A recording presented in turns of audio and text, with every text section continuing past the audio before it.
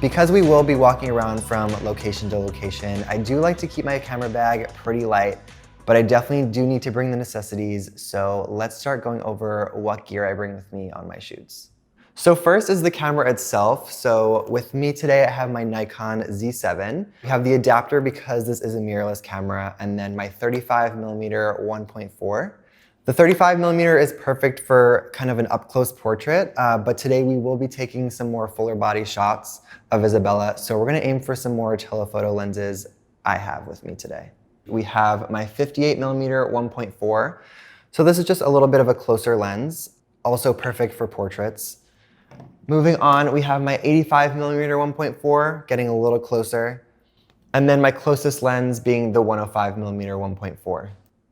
For me personally, I love investing in lenses other than, camera bodies itself because they offer so much of a different look and feel. The 35 and the 50mm honestly are just a personal preference for me, and the focal length makes for great portraits. Next thing in my camera bag, we have just these two cases. One holds all my memory cards and another is just a backup for batteries.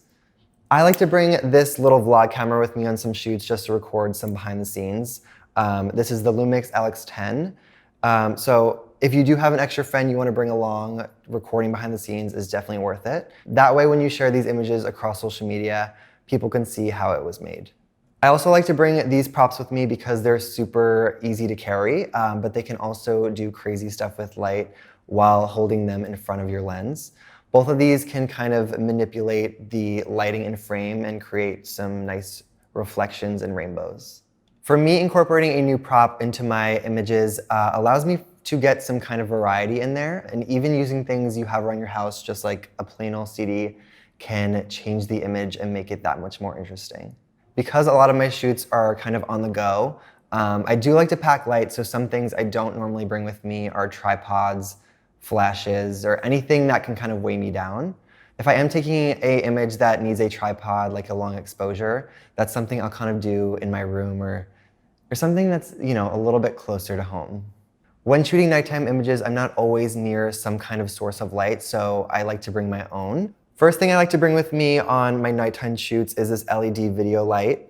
It's perfect for having a foreground or background light to use with a subject. And it also doesn't need to be in frame all the time. You can kind of link it onto your camera.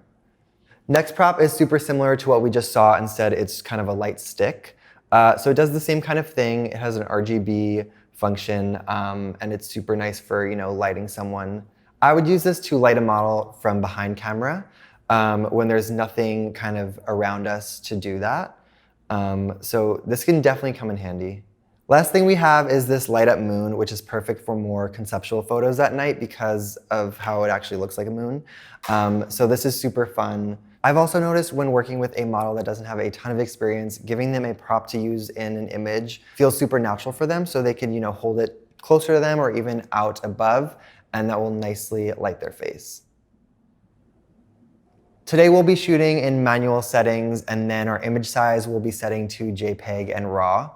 I do like having both as a backup, and JPEG allows me to preview an image before we actually go into the edit. A RAW file is an unprocessed image you get from your camera, so it's a larger image and therefore easier for us to apply our final edit on. As for settings, I do like to keep my ISO as low as possible, but of course when movement is coming into play as well as nighttime, I like to have my shutter to keep up with that. So if I do have to move my ISO up for that, we can kind of take the grain back down when we're editing later on in post. I like to keep my aperture around 1.4 to allow that kind of depth of field to come into play.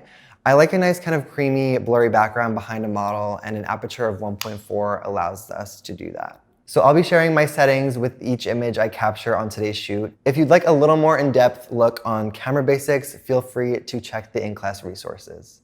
So now that we've covered all of the camera gear and the props I bring along with me, let's get to the location and start shooting.